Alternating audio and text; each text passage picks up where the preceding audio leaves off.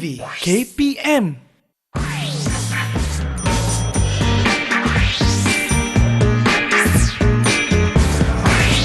Didik TV KPM. Assalamualaikum, apa khabar hari ini murid-murid dan mungkin ibu bapa juga yang berada di rumah, apa khabar pada hari ini? Baik, dalam Didik TV KPM hari ini satu mata pelajaran yang cukup menarik, iaitu pengenalan kepada pemasaran di bawah mata pelajaran Reka Cipta tingkatan 5. Menarik kan? Jadi kalau kertas, buku dah bersedia, cek jugalah. Pen kita, pensel kita dah diasah elok-elok, pen ada ink yang cukup untuk mencatat nota-nota yang akan dibentangkan oleh guru yang akan mengajar pada hari ini. Siapakah guru kita? Mari kita lihat profil.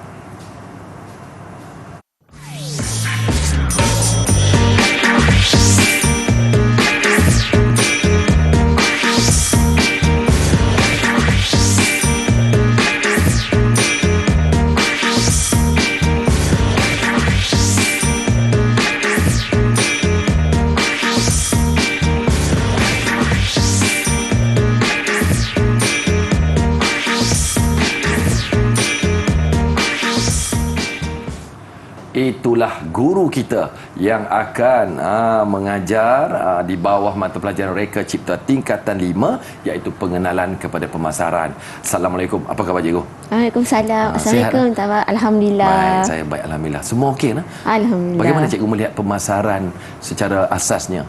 Okey, pemasaran pada masa kini pun kita baru lepas daripada fasa PKP. Jadi banyak benda yang kena orang kata untuk memurnikan, perbaiki baliklah untuk fasa-fasa pemasaran. Baik, saya minat mata pelajaran cikgu. Saya minat. Okey. Baik, juru bahasa isyarat kita pada hari ini adalah Cikgu Azliana Mahsuri. Apa khabar cikgu?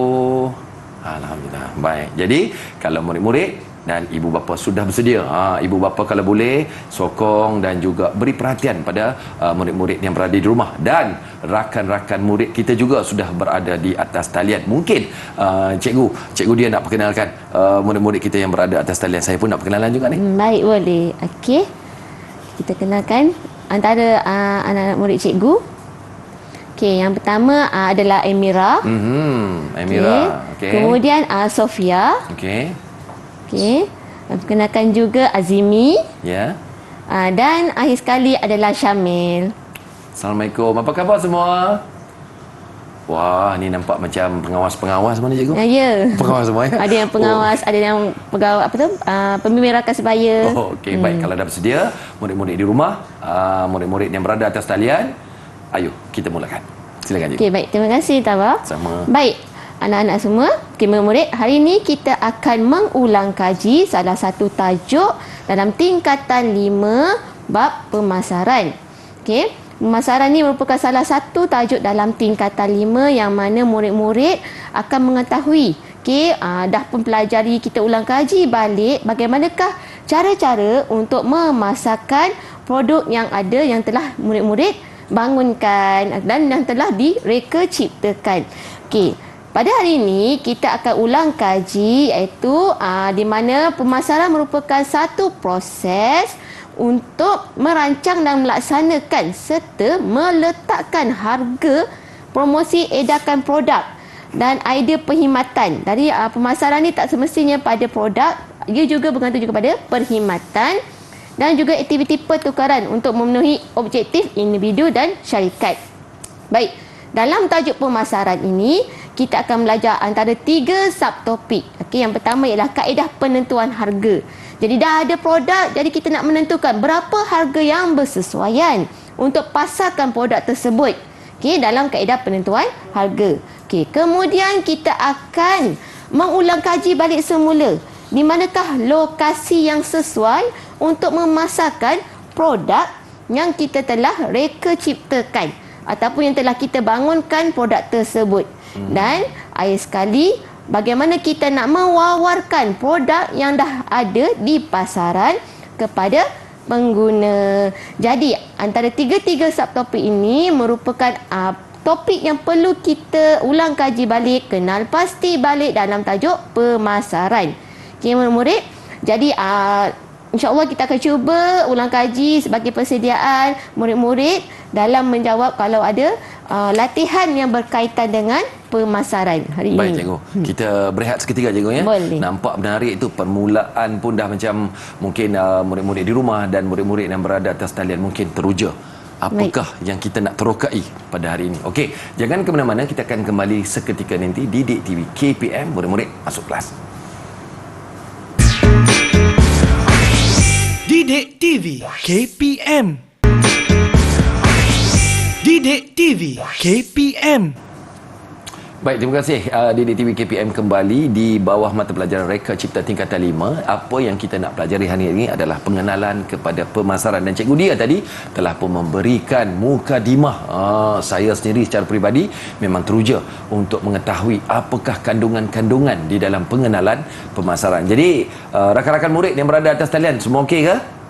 Yang di rumah harap semua juga okey. Jika ada ibu bapa yang tidak bekerja pada hari ini, duduk di sebelah anak, beri support kepada mereka, ya, supaya menjadi sumber motivasi untuk bersama dengan Cikgu Dia. Seterusnya, Cikgu, silakan. Saya pun tak sabar lagi ni. Okey, terima kasih dah. Baik, anak-anak semua dah bersedia? Okey, senang. Okey, kita mulakan. Okey, tadi cikgu dah terangkan dalam pemasaran, okey, topik yang pertama kita akan belajar dalam kaedah penentuan harga. Okey, harga dalam kos pengeluaran ini merupakan selalu penting.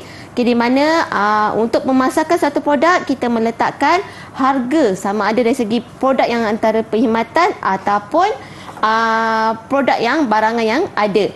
Baik, untuk menentukan sesuatu produk itu, kita menentukan daripada kos pengeluaran. Boleh saya tanya anak-anak murid saya untuk ulang kaji balik? Okey, saya nak tanya anak murid cikgu, berapakah kos pengeluaran yang perlu kita kenal pasti? Siapa nak cuba? Ya, Emira, silakan. Ada 2, cikgu. Okey, ada 2. Okey, terima kasih Emira. Baik, kita tengok balik. Ya, betul. Ada 2 kos pengeluaran yang perlu kita kenal pasti apabila hendak membuat sesuatu pengiran meletakkan harga pada produk, iaitu kos tetap dan kos berubah. Okey, kos tetap adalah di mana kos dia tidak berubah walaupun penghasilan produknya berubah. Contohnya seperti kita sewa mesin, bangunan ataupun tanah, dan yang mana kosnya memang tetap tak berubah. Kemudian kos berubah adalah di mana kos berubah mengikut kuantiti dalam penghasilan produk. Contoh, dalam penggunaan elektrik, mungkin menggunakan elektrik yang banyak, ataupun penggunaan air, mungkin upah untuk satu produk mungkin lebih daripada seseorang individu. Jadi ini yang kita kenal pasti. Baik, dalam kos pengeluaran, ada rumus ataupun formula murid-murid kena ingat dan kenal pasti. Iaitu kos pengeluaran sama dengan kos tetap dan kos berubah. Seperti yang di paparan, cikgu dah tunjukkan satu contoh di mana bagaimana kita nak mengira ataupun menghitung kos pengeluaran. Katakan diberikan kos tetap untuk sewa mesin dalam seminggu adalah RM3. Kemudian kos berubah adalah di mana bahan ataupun kos upah, bahan mentah yang digunakan, anggaran harga dalam RM5. Jadi, kita menambahkan kedua-dua kos ini, maka untuk membuat satu produk itu kos pengeluarannya adalah RM8. Jika mendapat latihan soalan seperti ini, murid-murid kenalah menunjukkan jalan kerja yang penuh. Baik. Kita dah tahu dah kos pengeluaran. Kemudian dalam menentukan kos pengeluaran ini adalah untuk menentukan harga jualan. Boleh cikgu tanya anak-anak murid cikgu, siapa ingat berapa faktor yang perlu kita kenal pasti dalam menentukan harga jualan? Berapa nak cuba? Ya, Syamil, sila Syamil. Ada 8 faktor, cikgu. 8 faktor. Terima kasih Syamil. Jadi kita tengok betul tak ada 8 faktor yang perlu kita kenal pasti. Ya. Kita tengok. Ya, betul Syamil. Terima kasih Syamil. Iaitu ada 8 faktor. Faktor yang pertama adalah golongan pengguna. Siapa penggunanya? Adakah golongan atasan, bawahan ataupun pertengahan. Kemudian kos. Tadi kita dah tahu dah kos pengeluaran melibatkan kos bahan dengan kos bahan mentah dengan kos tetap. Itu adalah antara dia. Kemudian dasar kerajaan. Menentukan harga, kawalan harga yang ditetapkan oleh kerajaan. Kemudian saluran agihan. Ejen, orang tengah yang untuk memasarkan produk tersebut memainkan peranan juga dalam menentukan harga jualan. Kemudian persaingan. Objektif syarikat tersebut nak buat yang mana? Okey, jadi adakah objektif syarikat penentuan harga tersebut untuk harga tinggi ataupun harga rendah? Kemudian ciri-ciri produk tersebut, sama ada ciri-ciri produk itu beli belah ataupun barangan yang istimewa. Okey, itu antara ciri-ciri produk. Kemudian berdasarkan permintaan dan penawaran sesuatu, produk tersebut memainkan peranan juga dalam menentukan harga jualan. Okey, baik. Okey, dalam kaedah penentuan harga. Okey, kita dah tahu dah kos pengeluaran, jadi kita dah tahu faktor yang mempengaruhi dalam kaedah penentuan harga. Okey, dalam penentuan harga dia terbahagi kepada dua. Okey, satu di mana berdasarkan peratus margin keuntungan dan satu lagi berdasarkan harga jualan lebih tinggi daripada kos pengeluaran. Okey, di sini murid-murid, cikgu nak awak mengenal pasti formula-formula dalam mengira menentukan harga untuk sesuatu produk daripada kos yang telah kita pelajari tadi. Baik, cikgu menunjukkan satu contoh. Okey, kaedah pengiraan harga berlaku jika diberikan peratus margin keuntungan. Contoh, diberikan kos pengeluaran seunit produk adalah RM70. Jadi margin keuntungan yang ditetapkan adalah 30%. Okey, jadi harga jualan produk adalah di mana kita lihat pada formula yang cikgu berikan di paparan. Okey, harga jualan sama dengan kos pengeluaran tambah margin keuntungan. Jadi buat pengiraan 70 tambah RM70 darab dengan 0.30. 30. Okey, di mana dapat 0.30? Di mana 30% 30 kita bahagi dengan 100. Maka penentuan harga untuk seunit produk adalah RM70 tambah RM21, maka RM91. Untuk ini murid kena kenal pasti langkah kiranya sebab ia juga mempengaruhi dalam pengiraan. Jika ada latihan yang berkaitan perlu mengira kos pengeluaran satu produk. Okey, Tabah boleh? Ya. Alhamdulillah. Baik, kita teruskan ya. Okey. Jadi kita cuba ulang kaji balik semula dengan anak-anak murid cikgu. Okey, jadual 1 adalah ciri bagi dua jenis kos pengeluaran. Okey, nyatakan jenis kos pengeluaran pada ruang yang disediakan. Ini antara tadi kita dah ulang kaji balik semula. Jadi cikgu nak tanya anak murid cikgu, siapa nak mencuba menjawab? Ya, Azimi. Silakan Azimi. Yang pertama ialah kos tetap. Yang kedua pula ialah kos berubah. Kos berubah. Okey, baik. Terima kasih Azimi. Jadi kita tengok contoh jawapannya. Adakah betul dengan Azimi yang menjawabnya? Okey, ya betul. Yang pertama adalah kos tetap. Ingat semula tadi cikgu dah terangkan, apabila ada sewaan ataupun mesin yang berkaitan adalah harganya tetap, tak berubah jadi kos tetap. Okey, yang kedua adalah kos berubah. Contohnya bahan mentah, bil utility ataupun kos upah, semuanya berkandungi kos berubah. Okey, seterusnya. Okey, nyatakan kaedah penentuan harga jualan berdasarkan pengiraan berikut. Okey, siapa nak cuba yang ini? Ya, Sofia, silakan. Yang pertama ialah harga jualan lebih tinggi daripada kos pengeluaran. Baik. Dan yang kedua ialah peratus margin keuntungan. Okey, terima kasih Sofia. Okey, kita tengok jawapan. Adakah sama dengan jawapan Sofia berikan? Ya, betul. Okey, harga jualan lebih tinggi daripada kos pengeluaran. Okey, yang tadi kita pun dah ulang kaji. Okey, bagaimana nak tahu yang itu adalah kos pengeluaran, harga jualan lebih tinggi di mana keuntungan telah ditetapkan dalam sebuah syarikat. Jadi kita tahu harga jualannya lebih tinggi daripada kos pengeluaran. Okey, yang kedua adalah peratus margin keuntungan. Okey, di mana diberikan nilai peratus keuntungan yang ditetapkan oleh sesebuah syarikat. Jadi kena kenal pasti ya murid, bila mendapat latihan soalan seperti ini, kenal pasti kalau untung harga ditetapkan itu adalah harga jualan lebih tinggi daripada kos pengeluaran. Kalau dia meletakkan nilai peratus keuntungannya, maka peratus margin keuntungan. Okey, bagus. Okey, kita cuba lagi sekali satu soalan. Baik. Soalan latihan yang seterusnya. Okey, berikut adalah maklumat kos untuk menghasilkan 30 unit produk. Okey, diberikan kos bahan, kos upah dan kos overhead. Dan latihan itu soalannya meminta hitung kos purata untuk menghasilkan produk itu. Baik, bila diberikan soalan latihan seperti ini ya murid-murid, jadi murid-murid kena kenal pasti kehendak soalan dan cara untuk kita menghitung yang manakah untuk purata dalam menghasilkan sesuatu produk. Okey, baik, cikgu minta anak-anak murid cikgu boleh menghitung kos soalan yang ini. Okey, kita nak lihat apakah kos purata dalam menghasilkan produk ini. Baik. Cikgu dia, kos Ya. overhead itu juga adalah kos tanggungan ke? Kos overhead ini macam kos sampingan. Contohnya seperti kita menggunakan bil air, utility. Okey. Itu adalah kos overhead. Okey, Dia antaranya jawapan yang untuk sampingan lah. Ya. Okey, baik anak-anak cikgu dah cuba menjawab. Okey, boleh cikgu lihat jawapan anak-anak murid cikgu? Okey, baik. Okey. Kita lihat jawapannya. Okey, Sofia menjawab RM36 menggunakan pengiraan. Okey. Kemudian kita lihat jawapan Syamil RM36. Zimi menjawab 35. Okey, kemudian Emira menjawab RM36. Okey, kita lihat sama-sama ya murid contoh jawapan cikgu. Boleh tengok cikgu nak tengok, tolong angkat kertas tu. Cikgu nak tengok jawapan masing-masing balik yang tadi. Baik, okey, kita tengok sama tak dengan jawapan cikgu.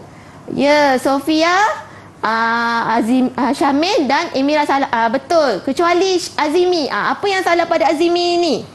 Okey, salah pada Azimi adalah di mana dia tidak meletak nilai RM. Jika pengiraan ni wajib letak menilai unit RM. Jika tidak, nilai angka tersebut boleh menjadi nilai angka yang orang kata umum. Ya. Kita tak tahu 35 tu ataupun 36 pun apa dia punya unit dia tersebut. Ya. Jadi kena ada unit. Ya, murid-murid ingat ya Azimi, cara pengiraan yang betul. Okey, baik. Seterusnya kita pergi contoh yang seterusnya. Okey, contoh soalan yang keempat.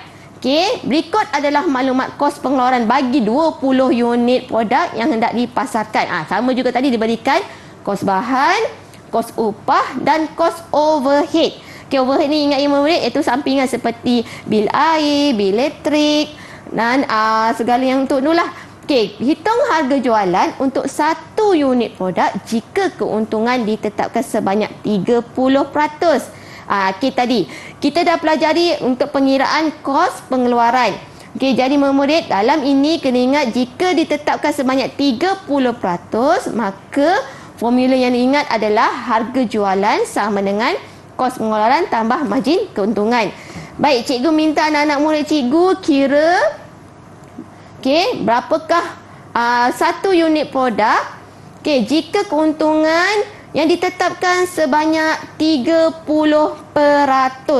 Jadi kita nak tahu harga jualan produk tersebut.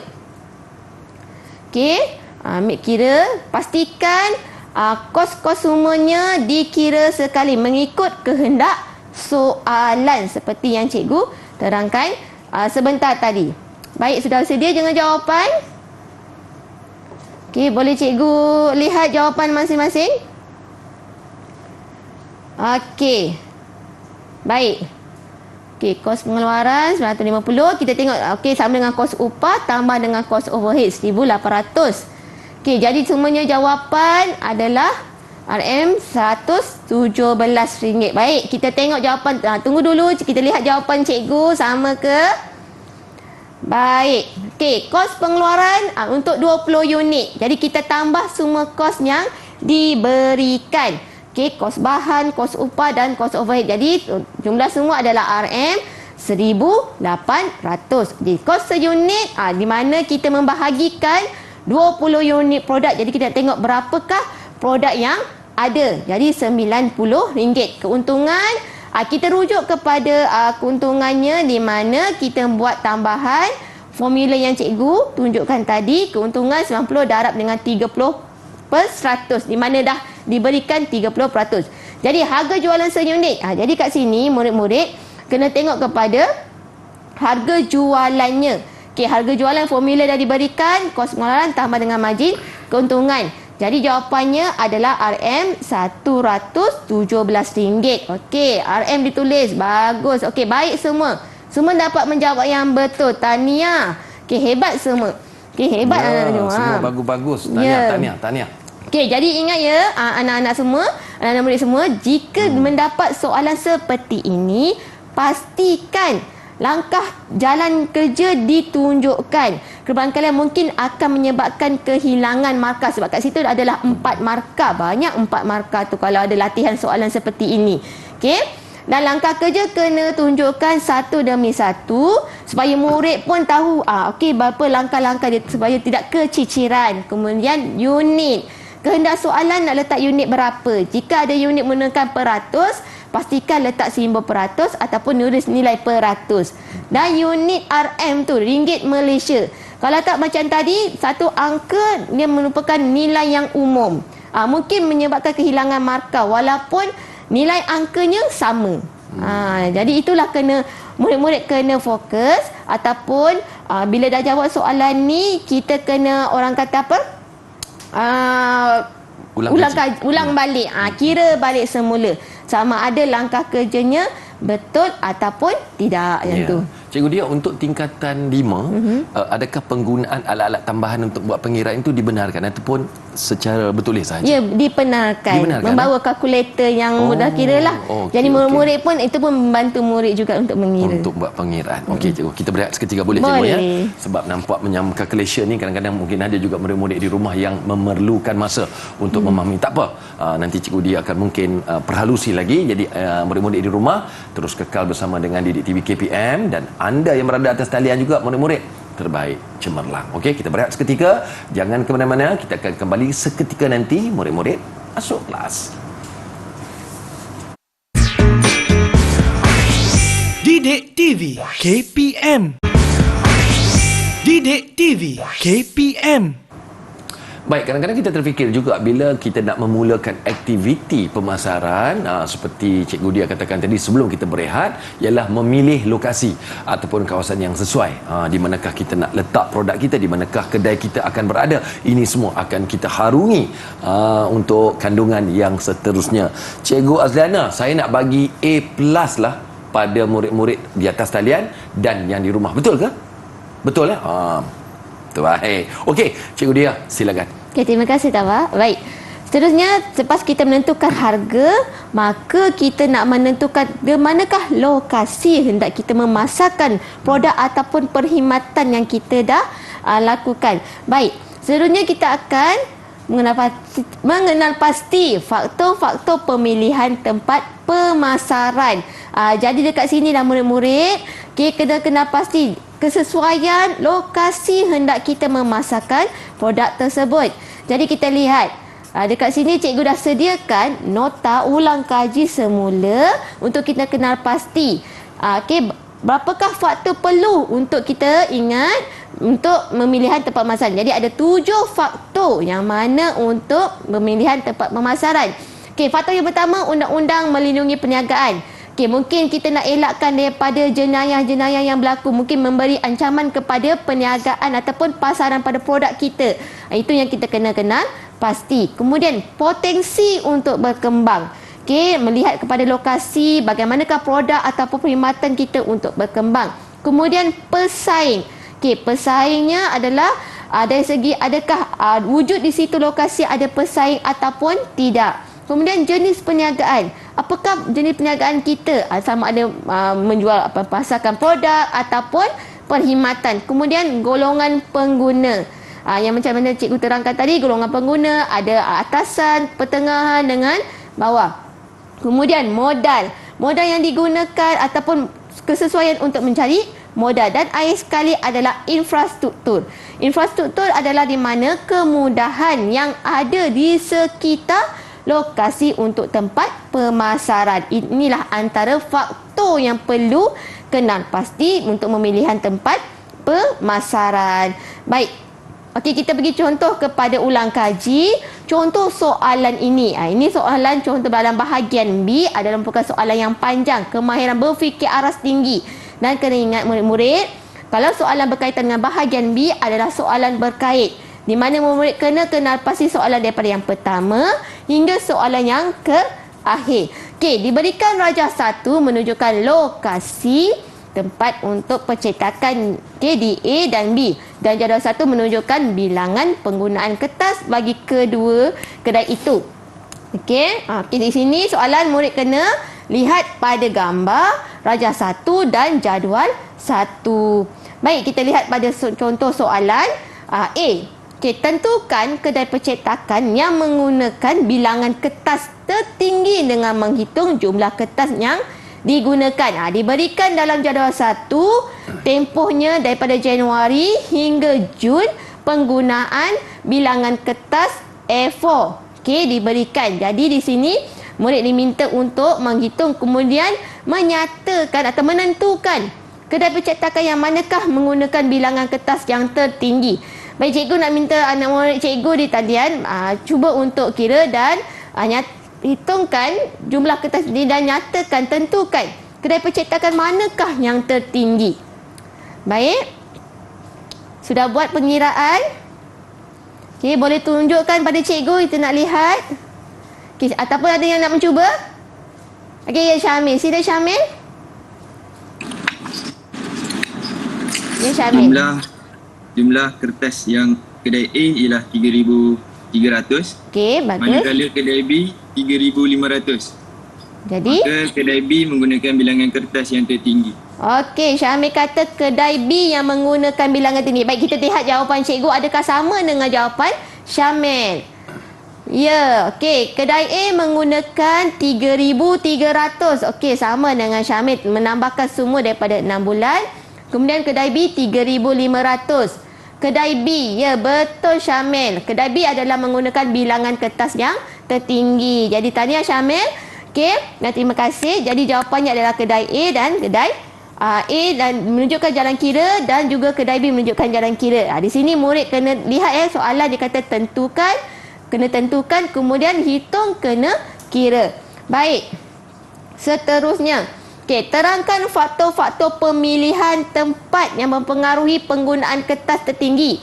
Bagi jawapan di 1A. Ingat tadi cikgu dah kata soalan bahagian B adalah soalan berkait. Jadi yang ini dia menanyakan bagaimana kedai B tersebut. Okey, lokasi di kedai B ini merupakan yang antara penjualan kertas yang tertinggi. Okey, jadi ini dia, soalannya adalah di mana faktor pemilihan tempat adalah pesaing ataupun dengan jenis perniagaan. Baik, murid-murid, jika soalan berkaitan dengan kata tugas terangkan, okey, di sini murid-murid kena kenal pasti bila soalan kata tugas terangkan mesti mengandungi satu fakta dan satu penerangan. Okey, di mana menerangkan faktanya dan penerangannya. Baik, cikgu nak minta anak-anak murid cikgu siapa yang hendak mencuba faktor pemilihan tempat B. Ya, Sofia. Silakan Sofia. Bagi jawapan pertama, tiada pesaing kerana tiada kedai percetakan yang berdekatan. Kalau yang kedua pula, perniagaan percetakan amat sesuai kepada pelajar kolej berdekatan. Baik, kita tengok jawapan adakah sama dengan jawapan Sofia ni. Okey, dari segi pesaing. Ya, kalau ikutkan kepada Raja, tiada kedai percetakan menyebabkan tiada pesaing. Jadi murid kena ingat bila cikgu yang hitamkan, warna hitam tu adalah fakta. Tiada percetakan berdekatan. Okey, itu adalah fakta. Penerangannya adalah di mana menyebabkan tiada pesaing. Jadi itu antara contoh jawapan dia. Okey, kemudian jenis perniagaan. Okey, perniagaan percetakan sesuai. Kenapa? Okey, kerana ia merupakan keperluan pelajar kolej yang berdekatan. Jadi murid-murid kena pastilah kaedah nak menjawab, sebab kalau murid menjawab hanya terangkan sahaja, kemungkinan boleh menyebabkan keciciran markah, kehilangan markah, sayang yang tu. Okey, jadi ingat bila ada soalan kata tugas kenal pasti, terangkan satu fakta dan satu penerangan. Baik, seterusnya. Okey, kita pergi kepada yang ini.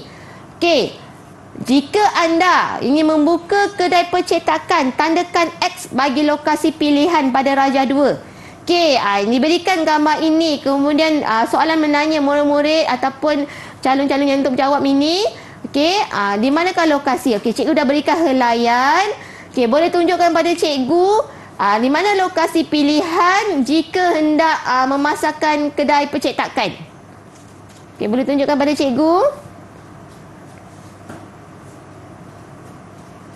Baik. Okey. Sofia memilih sekitar kawasan B. Azimi di bahagian sebelah sana berdepan dengan pejabat. Okey. Bagus. Terima kasih. Jadi kita tengok jawapan cikgu. Ada tak sama dengan anak-anak murid cikgu ni?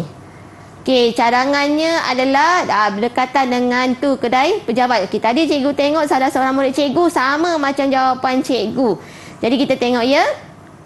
Okey. Tadi cikgu lihat Azimi sama dengan cikgu. Jadi boleh tak Azimi tolong terangkan kenapa Azimi memilih lokasi untuk memasarkan kedai percetakan di bahagian X tersebut? Boleh cikgu. Ya, silakan Azimi. Saya pilih tempat tersebut kerana tempat tersebut tiada pesaing. Okey. Tiada pesaing kerana tiada kedai percetakan yang berdekatan. Okey, baik. Jadi yang satu lagi? Yang oleh itu, selain itu ia berdekatan dengan stesen ERL, stesen bas dan perpustakaan yang menjadi tumpuan kepada orang awam. Baik, okey, kita lihat jawapannya. Okey, itu jawapannya. Jadi Azimi dia ada fakta dan penerangan.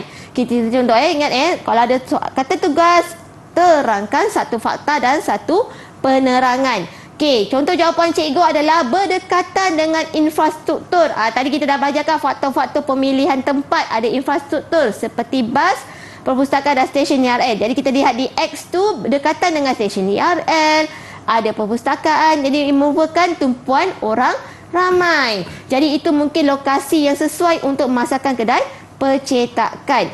Okey, kemudian kalau ikutkan lokasi tersebut tiada pesaing, kemungkinan boleh potensi untuk berkembang kedai percetakan tersebut. Jadi tiada pesaing. Okey, itu adalah fakta kerana tiada kedai percetakan yang berdekatan. Okey, bagus anak murid cikgu menjawab. Cemerlang semuanya cikgu. Alhamdulillah. Alhamdulillah. Okey, baik, kita dah pun lihat apakah faktor-faktor penentu untuk kita menentukan lokasi Ya, seperti betul. yang cikgu dia terangkan tadi. Baik, kalau kertas anda dah penuh kan, cepat-cepat pergi ambil sebab kita nak berehat seketika. Okey, kita akan kembali sebentar lagi, jadi jangan ke mana-mana. Didik TV KPM, murid-murid masuk kelas. Didik TV KPM. Didik TV KPM. Baik, kita kembali Didik TV KPM. Murid-murid yang berada di rumah, terima kasih kerana memberikan tumpuan. Yang berada atas talian, cemerlang. Anda di rumah juga cemerlang. Seperti biasa, kalau kertas dah habis, buku dah penuh, tolong pastikan ada tambahan-tambahan. Manalah tahu ada nota-nota yang perlu kita catat semula berdasarkan kandungan yang akan disampaikan oleh cikgu dia. Okey, tadi kita dah tengok, kita dah lihat faktor-faktor penentu lokasi. Apakah pula yang seterusnya cikgu dia? Silakan. Okey, terima kasih Tabah. Baik, seterusnya lepas kita dah tentukan harga, kemudian kita dah tahu lokasi, dan bagaimana kita nak tahu pengguna mengetahui produk kita ni.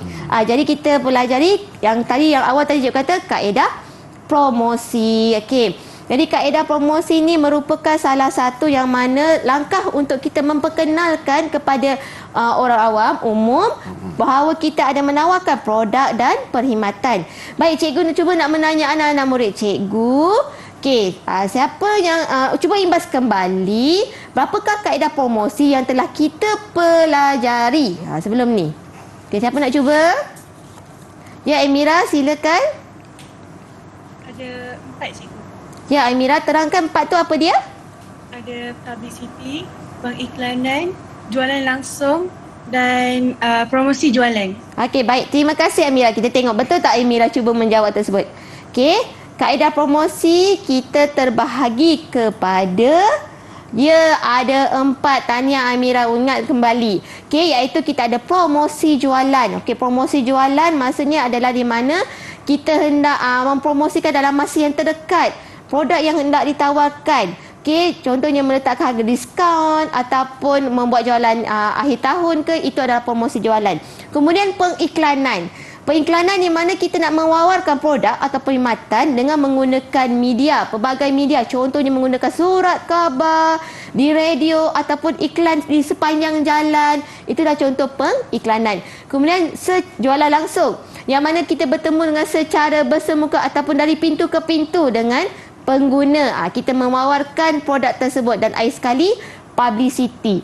Publicity di mana kita menaja ataupun menjadi satu orang kata menajalah satu kejohanan sukan ataupun majlis, itu adalah publicity. Dan situlah kita nak mempromosikan produk ataupun perkhidmatan yang ada.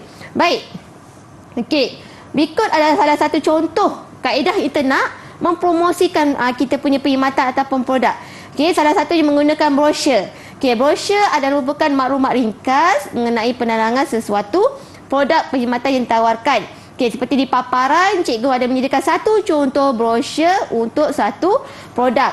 Okey, bagi ciri-ciri brosur yang baik mengandungi 7 ciri yang perlu kenal pasti dan ada dalam brosur. Okey, yang pertama contoh, okey, nama produk. Nama produk dah ada dekat pada iaitu yang cikgu tanda nombor 1. Kemudian, nak mengetahui produk apakah itu, kenalah meletakkan gambar produk. Okey, seterusnya, dalam brosur tersebut mungkin pengguna nak tahu berapa harga yang ditawarkan. Jadi meletakkan nilai harga tersebut. Kalau ada diskaun ataupun orang kata menambahkan tawaran harga, mungkin boleh diletakkan dalam brosur. Kemudian logo dan slogan. Macam kat situ cikgu ada letak contoh nombor 4, iaitu logo. Logo ni yang kita dah pelajari, iaitu satu tanda untuk kepada produk tersebut. Kemudian nombor 4, slogan, satu nama produk tersebut. Macam ni, kasut kering tak ada lagi pening. Itu contoh satu slogan. Kemudian nombor 5 adalah maklumat pengeluar. Siapa yang pengeluarnya?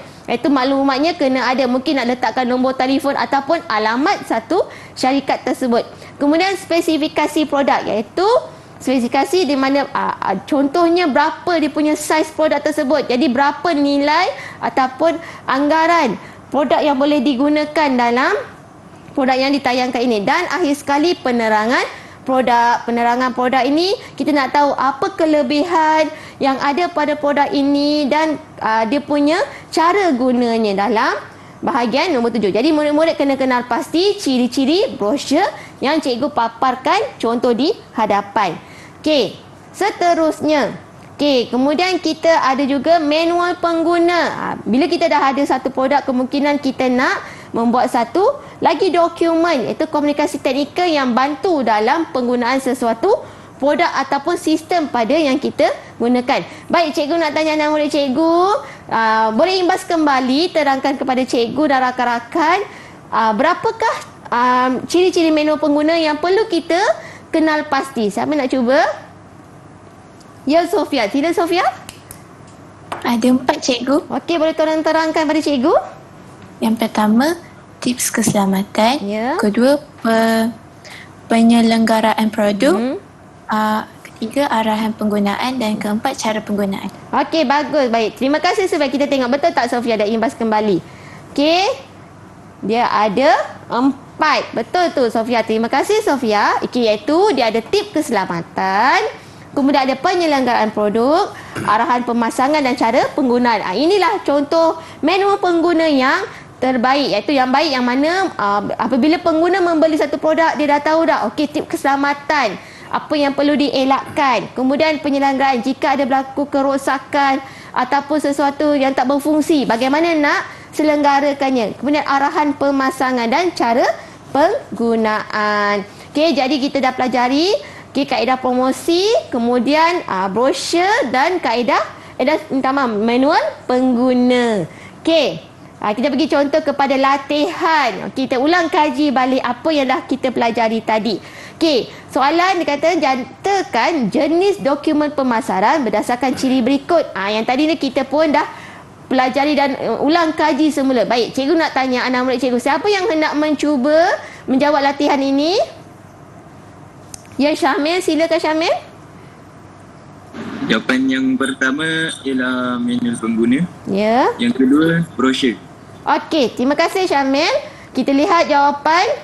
Yang pertama Syamil kata tadi manual pengguna. Ya, betul. Okey, di mana tadi dah terangkan, cikgu terangkan langkah-langkah untuk penyelenggaraan. Itu adalah manual pengguna. Kemudian yang mengandungi nama dan gambar produk, itu adalah brosur. Jadi bila dapat latihan seperti ini, yang murid pastikan yang cikgu terangkan warna hijau tu, jawapan kena tulis dalam kotak jawapan untuk elakkan daripada kehilangan markah walaupun jawapannya betul. Okey, baik, kita terus pergi seterusnya. Ya, ini kita pergi pada bahagian B. Ingat tadi tak cikgu kata bahagian B ada soalan yang panjang. Jadi kena fokus kepada kehendak soalan dan apakah gambar yang diberikan. Baik, Raja 2A menunjukkan salah sebuah tembikar yang dijual oleh Encik Atan.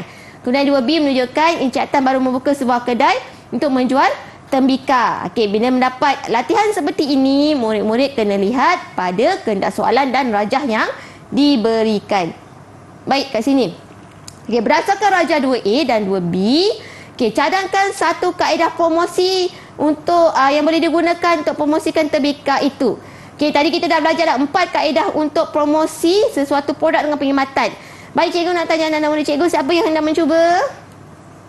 Ya, Azimi, silakan Azimi. Kaedah yang sesuai ialah promosi jualan, cikgu. Okey, Azimi kata promosi jualan. Kalau soalan B tu dia berkait. Cuba Azimi terangkan kelebihan kaedah promosi yang Azimi cadangkan di 2A tu.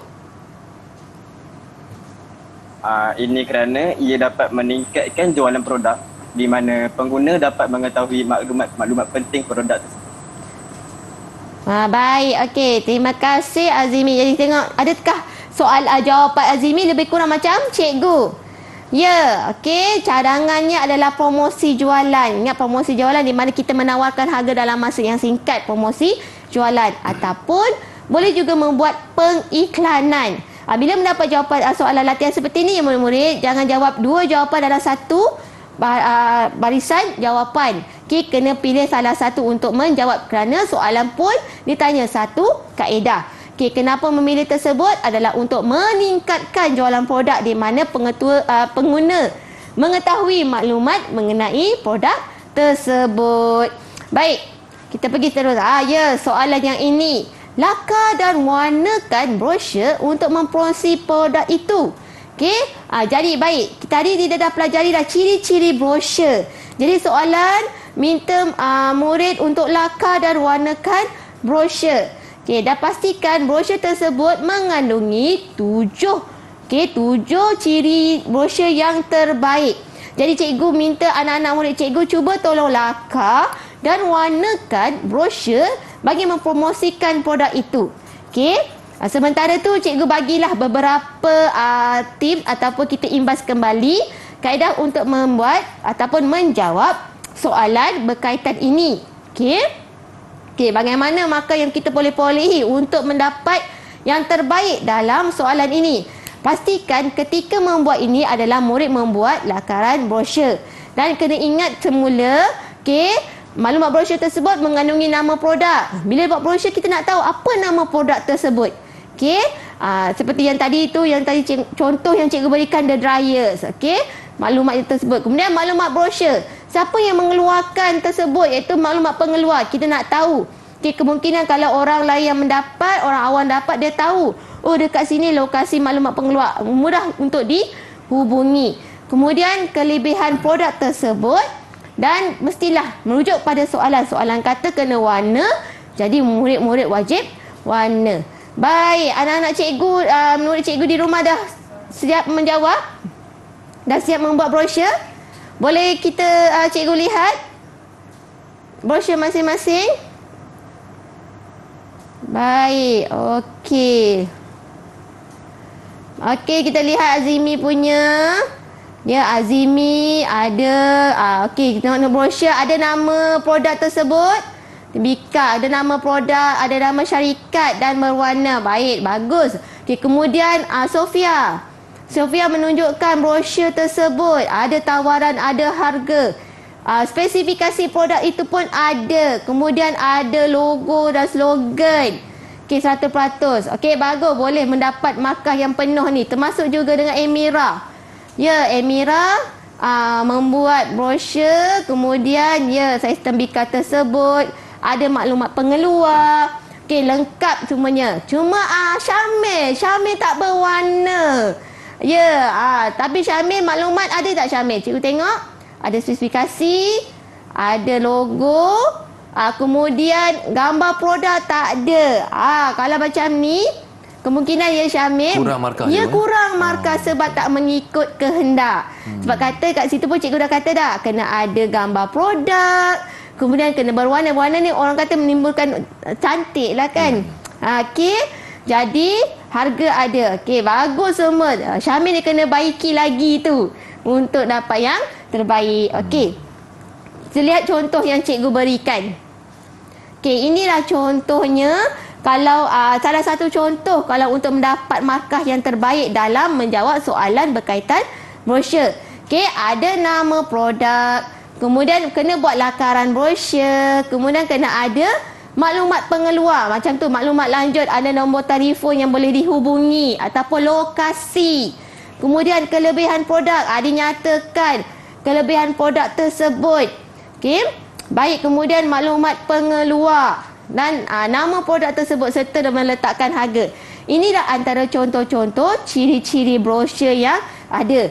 Jadi murid-murid, jika mendapat latihan seperti ini, pastikan murid-murid menggunakan keseluruhan rajah yang diberikan. Okey, dah sampai habis dah, kita dah belajar dah. Jadi rumusan keseluruhan cikgu dalam ini boleh cikgu katakan, jika ada soalan berkaitan dengan pengiraan, murid kena menunjukkan jalan kerja. Takut ada keciciran nombor ataupun markah yang hendak dibuat. Kemudian kos, ingat letak rumus, apa simbol unit RM supaya nilai itu bertepatan dengan kehendak soalan ataupun latihan. Kemudian kenal pasti kata tugas, macam cikgu katakan tadi, terangkan. Selalunya soalan dia diterangkan. Ada satu fakta dan satu penerangan. Dan kaitkan jawapan. Jika soalan yang panjang bahagian B, macam cikgu tengok kita lihat tadi, daripada soalan A, B dan C semuanya berkait. Jadi ini antara tips yang cikgu boleh kongsi bersama anak-anak murid cikgu yang lain ketika menjawab soalan latihan berkaitan tajuk pemasaran. Wah, kalau begini kan cikgu, murid-murid yang mengikuti kita sama ada di rumah maupun di atas talian dah bersedia ni, boleh bantu ibu bapa ni. Ya, insya-Allah. Kan buat brosur yang seperti mana yang telah diterangkan oleh cikgu dia, dan boleh bantu keluarga untuk tambah pendapatan. Tak begitu cikgu? Ya, betul. Okey. Cikgu, untuk penilaian 4 murid kita atas talian bagaimana cikgu? Alhamdulillah semua terbaik. Terbaik, cemerlang. Cemerlang kan? alhamdulillah. Okey, baik, kita pun dah sampai di penghujung pengenalan pemasaran. Insya-Allah di lain masa kita akan bertemu lagi, mungkin dengan cikgu dia, mungkin juga dengan saya, untuk kita ketahui lebih lanjut lagi dalam mata pelajaran Reka Cipta tingkatan 5 Sukses SPM 2022. Okey, terima kasih kepada jurubahasa isyarat kita iaitu Cikgu Azliana Masuri. Cikgu pun terbaik. Terbaik A lah kan? Okey. Baik, terima kasih sekali lagi kepada Cikgu Nordia Safra Abdul Wahid. InsyaAllah sampai kita jumpa lagi cikgu. InsyaAllah. Dalam pemasaran di peringkat yang seterusnya lah kan? InsyaAllah. Okey, baik. Anda di rumah, terima kasih. Ibu bapa, murid-murid khususnya yang berada atas talian, anda memang terbaik, cemerlang. Dan anda di rumah juga cemerlang, terbaik. Saya tahu, saya yakin. Okey, kita jumpa dan jumpa lagi. Saya Tabah Syazwan Osman, Didik TV KPM. Murid-murid masuk ke kelas. Bye-bye.